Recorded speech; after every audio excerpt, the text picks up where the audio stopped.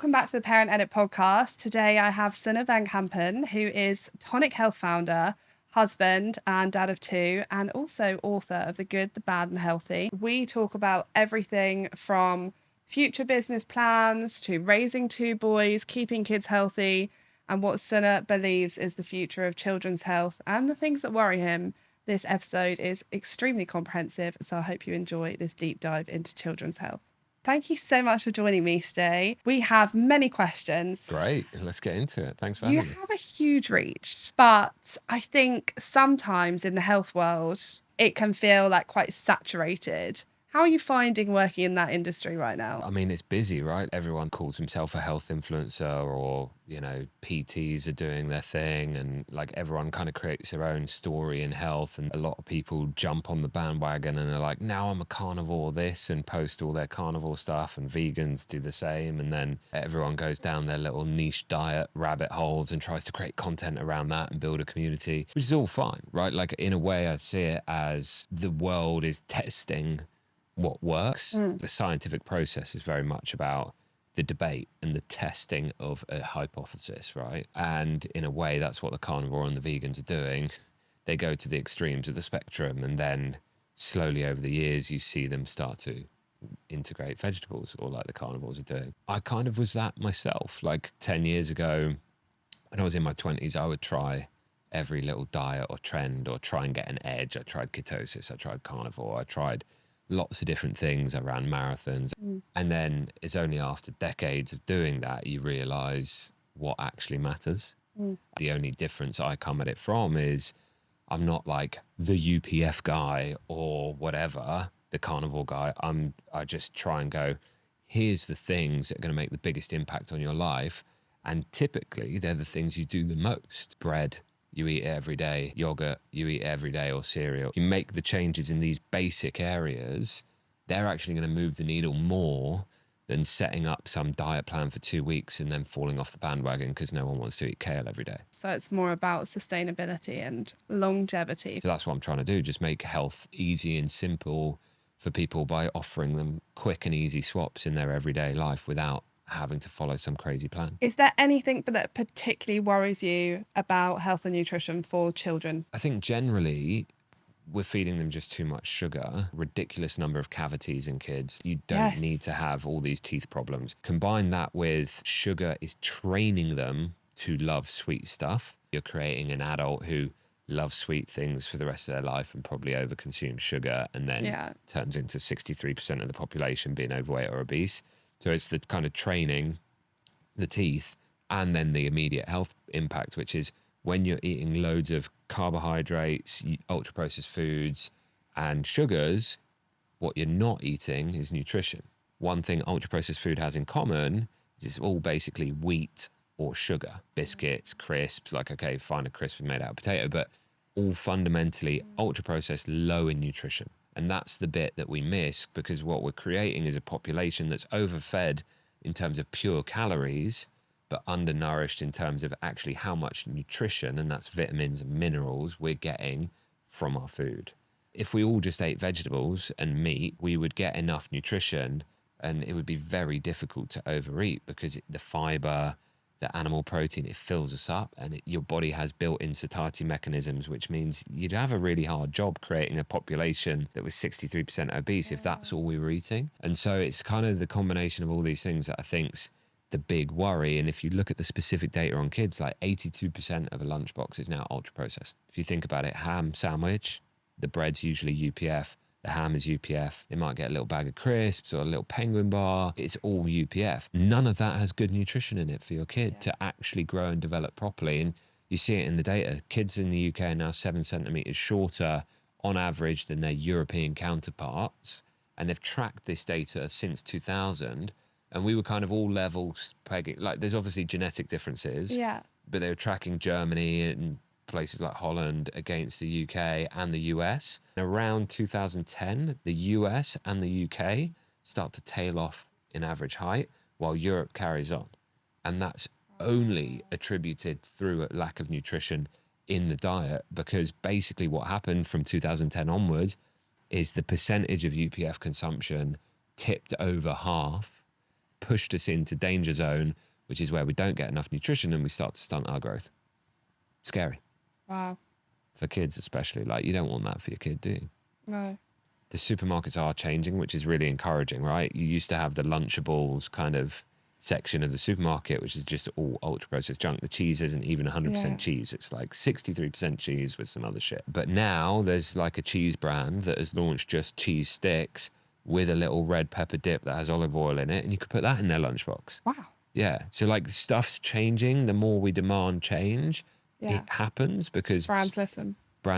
They're trying to innovate, they're trying to win shelf space. So the more we vote with our wallet, the more I see stuff changing and healthier options are coming in the market. Going back to the beginning of Tonic, you had some impressive corporate roles: marketing, business development, Piccolo.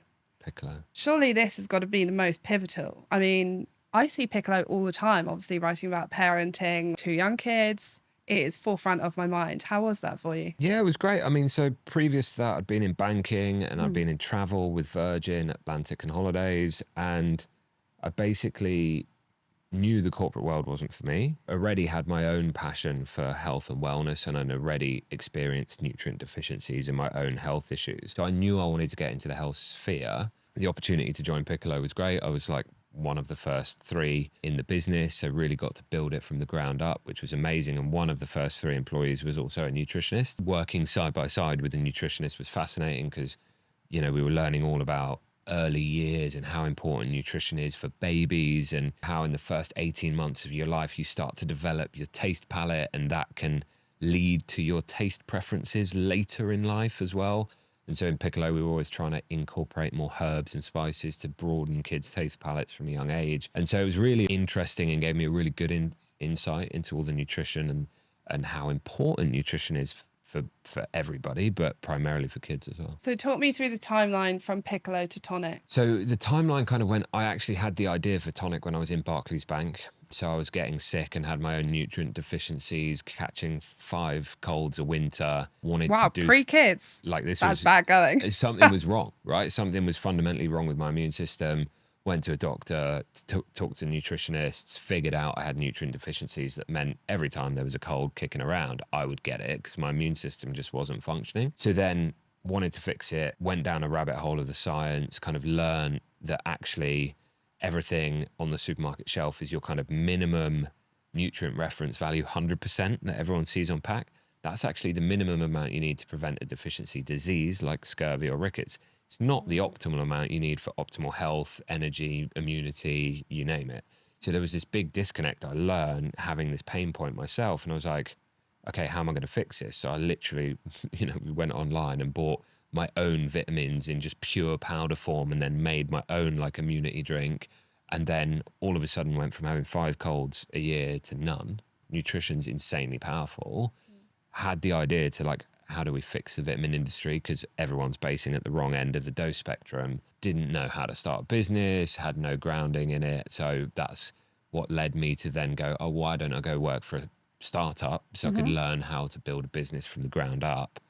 That's when I did Piccolo. So it was a transformative moment, learned a load, really good grounding in nutrition. And then from there, had to set up an agency temporarily for a couple of years to make some money to then launch Tonic. Wow. So that's how the journey went. There does seem to be 2 camps in how your content is received, which I think, anyone who is successful or grows a following or grows a community, they're always then going to come under scrutiny. So when you have literally hundreds of thousands of followers, there's going to be someone that doesn't like what you say, but how do you handle that? I mean, don't read the comments.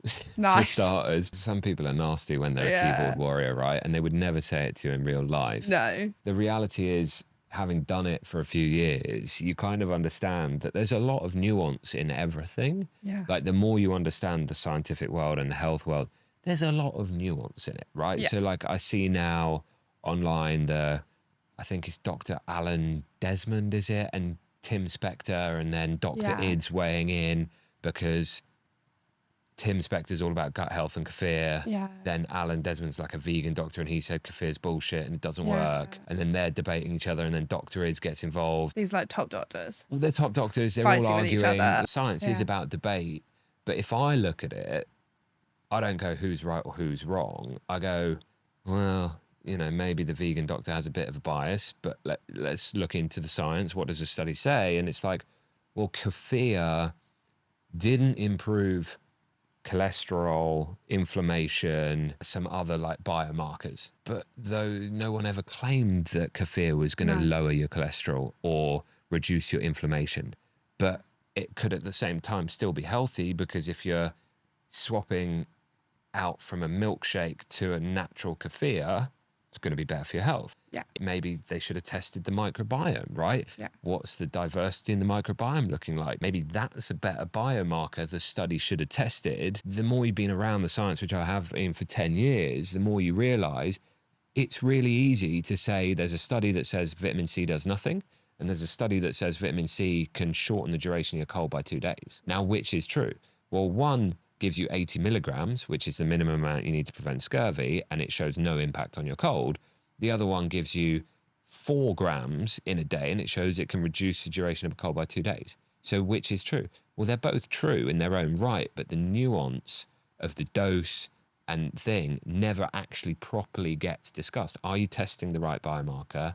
What's the dose? How often are they doing it for? Because a lot of these studies will do it for 8 weeks, someone taking kefir every day for 8 weeks versus someone not. Maybe that's not long enough. Yeah. Maybe you need 6 months, 12 months, I just think a lot of this argument and debate on social just misses the nuance, frankly. And as much as we have haters, we also have loads of people that say, this way of approaching health has been transformative for me and has been amazing. So the book, has got 500 plus 5-star reviews online of people going, oh my God, such a helpful book. So simple, don't need to follow anything, made all these changes and feel amazing. In the same way as Eddie Abu got bigger than anyone. He was a cultural moment, I think, in the UK. And loads of people say he's an idiot because he's too absolutist. But it's also true that he helped loads of people because he's got loads of good messages within it. And if that's the thing that helps people eat healthier, sure, I don't agree with his approach. It's a bit too absolutist. Carnivore, you do need to eat vegetables and fruit and whatever. But net, he's still helping people. I don't think that you could deny that your content isn't, in the first 10 seconds, isn't allowing for that much nuance. But that is not what people want to see. They want to see quick content. You now have, less than 3 seconds to capture someone's attention. Yeah. You're not going to say, so I'm just starting this piece about yogurt and these are the nuances that you need to consider. No one's watching. Listen. Yeah, exactly. So you have to do what you can to get people's attention in content. It's almost like, okay, if you're going to post great content, accept that there's going to be a lot of hate on it because there is no time for nuance in a 30-second clip. Yeah, exactly. But also we should be open to having the debate, right? Where nutritionists will always go at me and they say, well, there's no such thing as bad food. And I literally called my book The Good, the Bad and the Healthy because I believe there is. Yeah. And you may disagree and you may think it's fear mongering and therefore some people get eating disorders. But how many people have eating disorders in the UK? 9%. How many people are overweight and obese? 63. So which is the bigger issue? Problem. And are we going to fix the big problem without daring to have the uncomfortable conversation, which I believe is where the truth lies? You were doing tonic before you became a parent, but then no doubt kids' food products, kids' snacks, all of this started becoming part of your everyday life. Was it quite a shock? Yeah. The thing that kicked Tonic into making kids vitamins was me being a dad, going to the vitamin aisle and going, wait, what? The first ingredient in your baby vitamin is sugar. Like what? Oh, and you've got a gum in there and you've got a preservative. Like this is meant to be good for my baby and they can't eat broccoli yet, but you're going to give them all these other additives and shit. Like that didn't make any sense to me. And I was just like, let's talk about it. Put a video up, went crazy viral. Everyone was like, what the fuck? And then we were like, okay, we need to find a way to fix this and develop something that we can make without any added sugars, without artificial sweeteners, without gums, without preservatives. And that's what we've done and what we've built in our kids' range of vitamin gummies and liquid droppers. And yeah, they're flying because parents just understand, like, you want to give your kids something healthy. Listen, I have to thank you because my daughter's been taking your multivitamin gummies and she thinks they're sweets. And I tell you, that has been a sweet little spot of bribery in my day.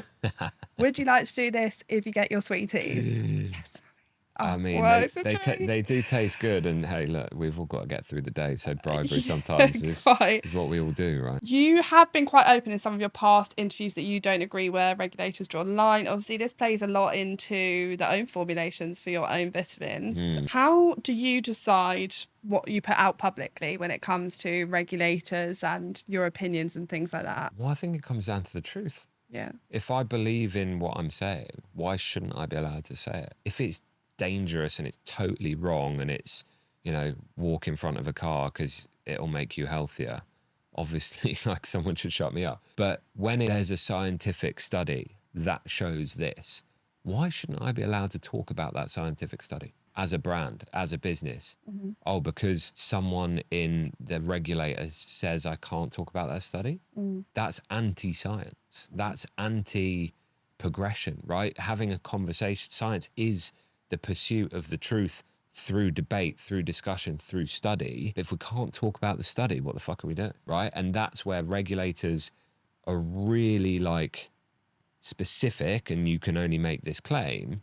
But then at the same time, they're overcautious there, and they're undercautious in the biggest driver of effectiveness in any nutrient, which is dose. So you can put 80 milligrams of vitamin C in your liter of coconut water and say it's good for your immunity. And I can put 1,000 milligrams in mine, and all I can say it's good for immunity, right? So we can make the same claim, but the dose is entirely different. You would die from drinking enough coconut water to get the 1,000 milligrams effective dose for optimal immunity, because you would drown yourself internally with how much coconut water you would be drinking to get a proper dose. But you can say that it is good for your immunity, even though the dose is so low, it's never going to be effective. Yeah. But I can't say that ours is more effective because it's got more in. To me, it just doesn't make sense. And it comes down to the truth of what does the science say and what is the reality. And the regulators need to move faster to stay up to date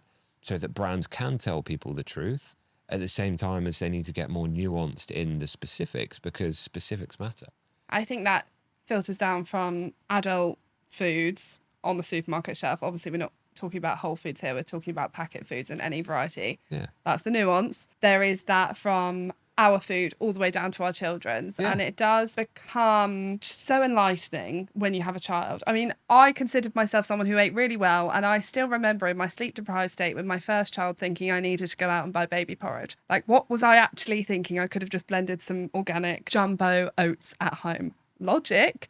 I was not. I was just thinking, well, it's sold on the shelves, so I probably need to pick that up for my baby, don't I? Because that's probably what she needs for weaning. Well, because if you look at the baby food category, no added sugar, 100% natural, all fruit and veggies.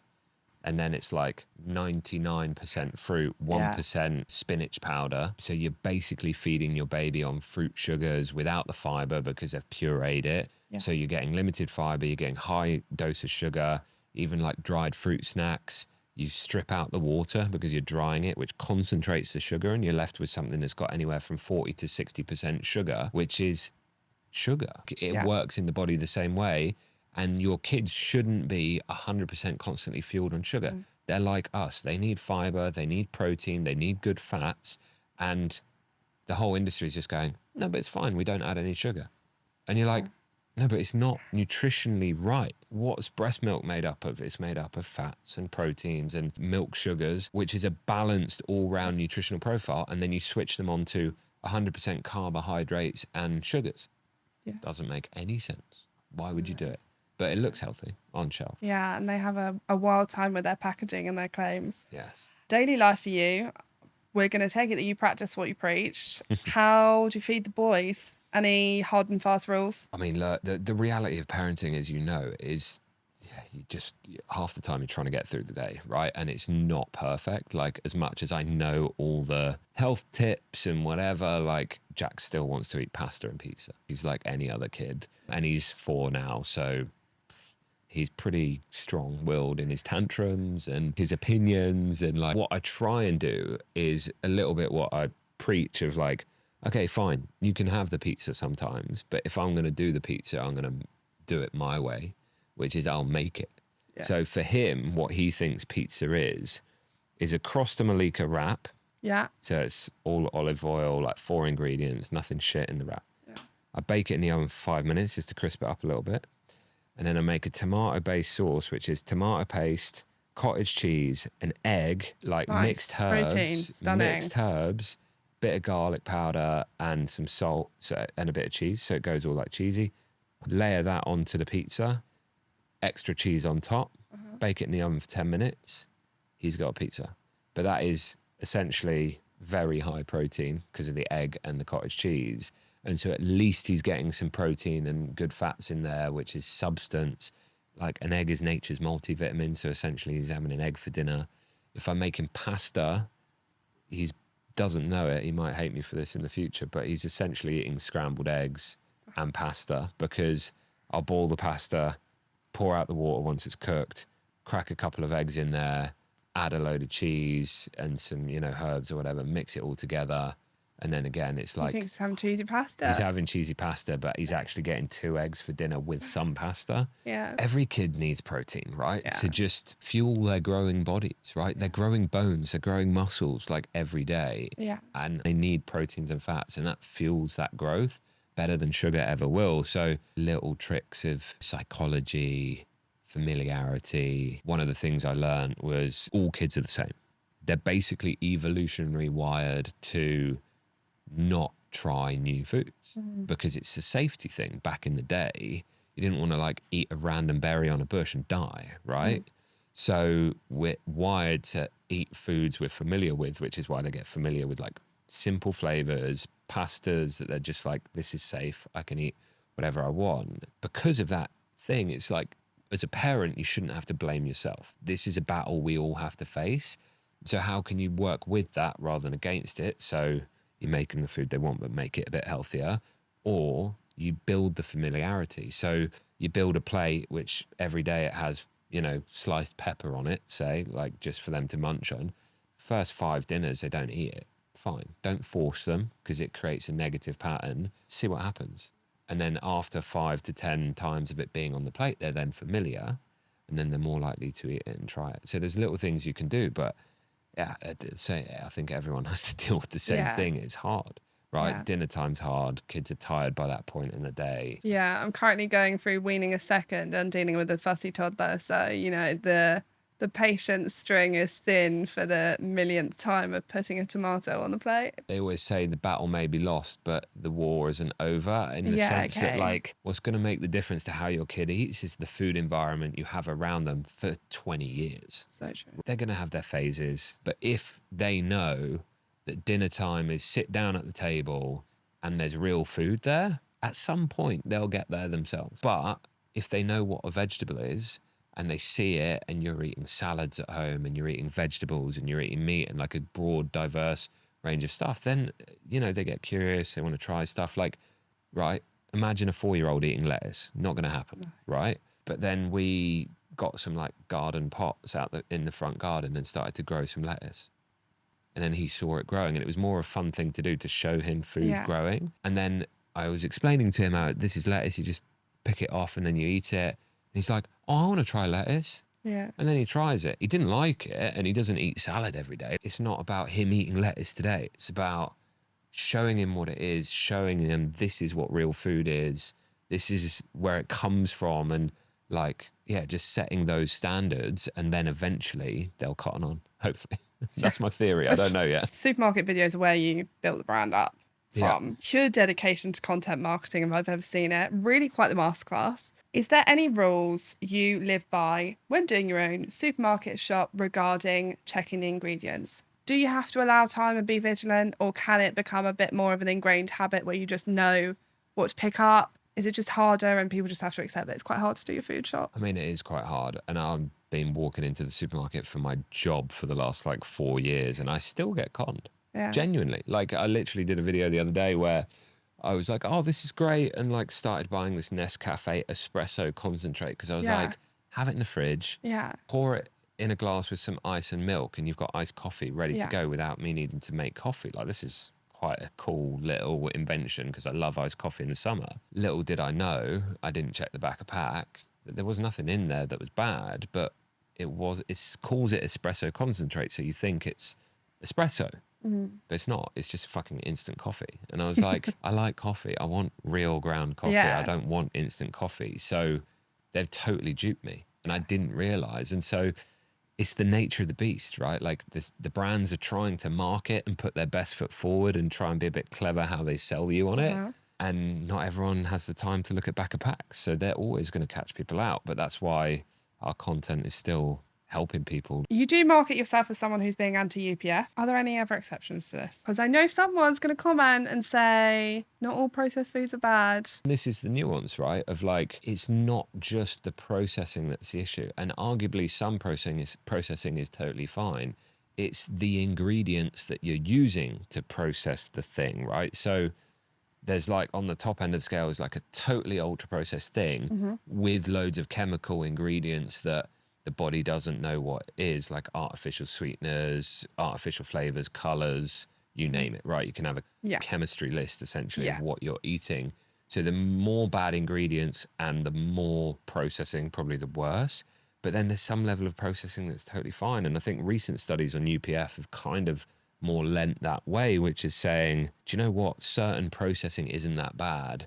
It's actually the composition of what you're putting in that becomes then the problem. The nuance of, well, is it high sugar, salt, fat, good fats, bad fats? Like there's nuance at every stage of a UPF that what truly makes it bad is the first thing I'd say. And the second is, if you eat healthy and good 90% of the time when you're at home, if you go out for dinner and you want pizza and chips, like go out for dinner and have pizza and chips. Like it's not the end of the world. The things that make the difference are what you do every day. If your breakfast isn't cereal and it's eggs or yogurt, you've got breakfast sorted. But then at the weekend, if you go out for a croissant, it's not that bad. You know what I mean? Yeah. So that's kind of my theory on it, because really it's the things we do the majority of the time that cause the problems. But it just went too far the other way, where we were eating cereal for breakfast, toast for lunch, ready meals for dinner, and all of a sudden we're all eating UPF food, which is high carbohydrate,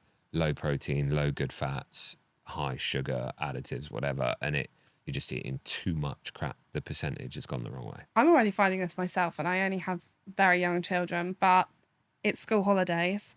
Families are probably bouncing from one holiday to day out to fun activity to play date to park date.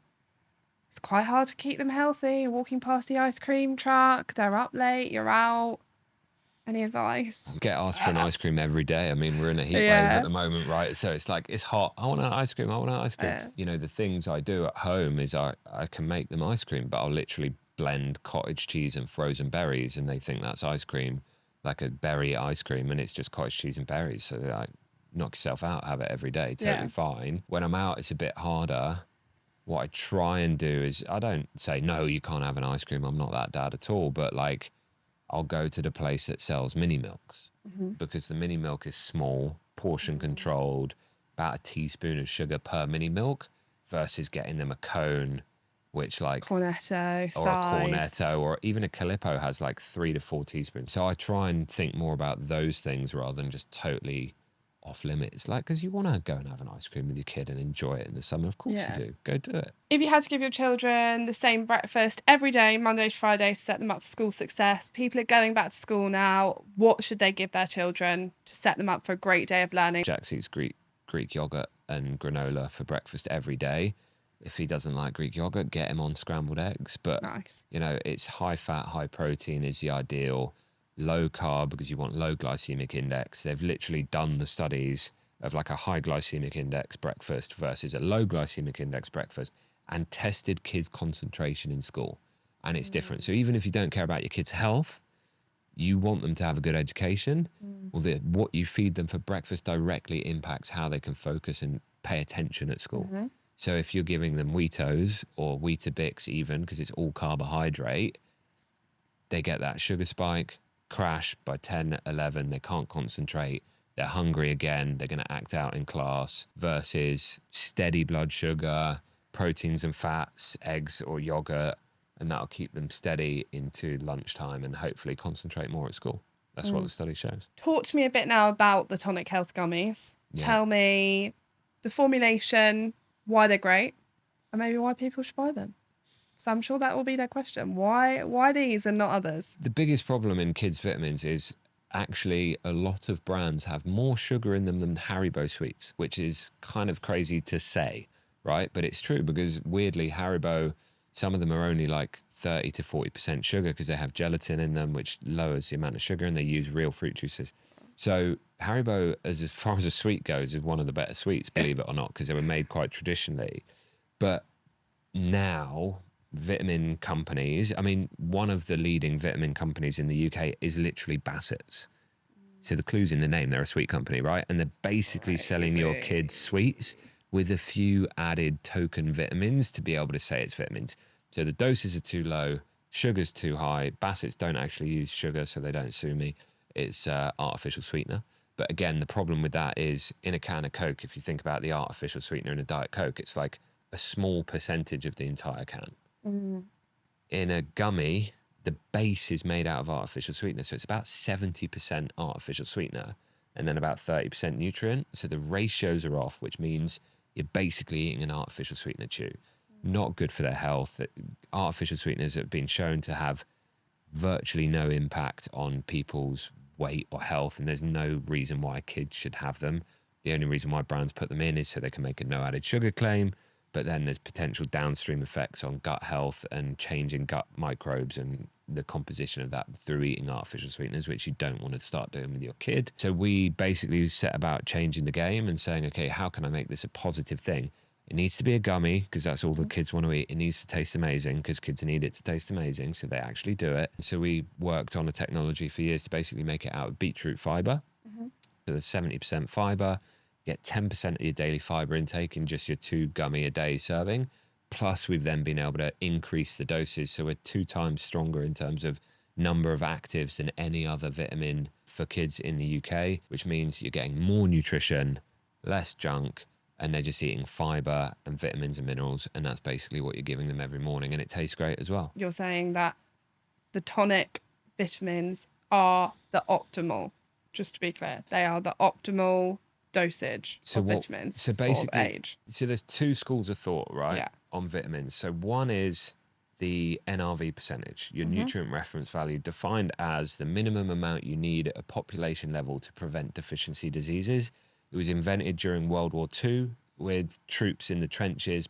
How much vitamin do we need to make sure is in each ration pack so they don't get scurvy? Right, that was kind of the theory. That is then the philosophy that's been taken forward for the last, almost 100 years, because for the government and for the health institutions, it's about population prevention from going into hospital with a disease. I see. What's evolved over the last 25 years is a whole massive body of science of, okay, well, that's the minimum. What's the optimum?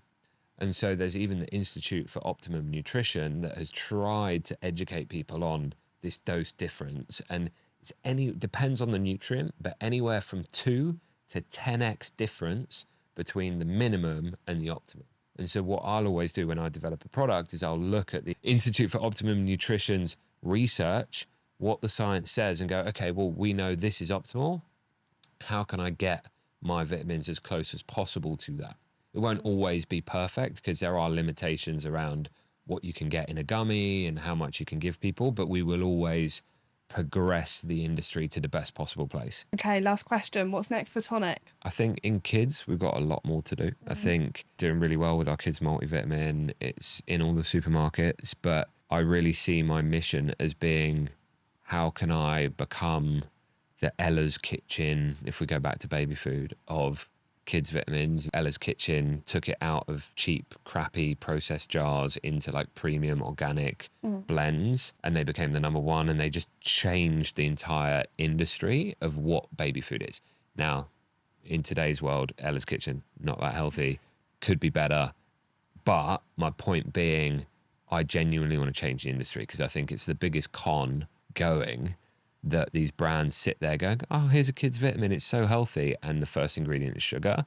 And I think I would love to be able to just push Tonic to the point where it is the number 1, so that then everyone had to follow suit and they had to change their nutrition, give people the right doses, take out all the junk and sugar, and just reset the standard, basically. So I'm not going to stop until I've done that. Would you ever release your own food products for the supermarket? I talk about everything from bread to yogurt to vitamins. So Yeah. technically I could launch anything, but I think I would only ever create something if I saw a real problem that no one's fixing. I don't have any ambition to be that guy that's like, oh, this is trending, so let me launch this. Thank you for sharing your time and your wisdom and your experience with us. It's Happy been to. fantastic. Thank you for having me.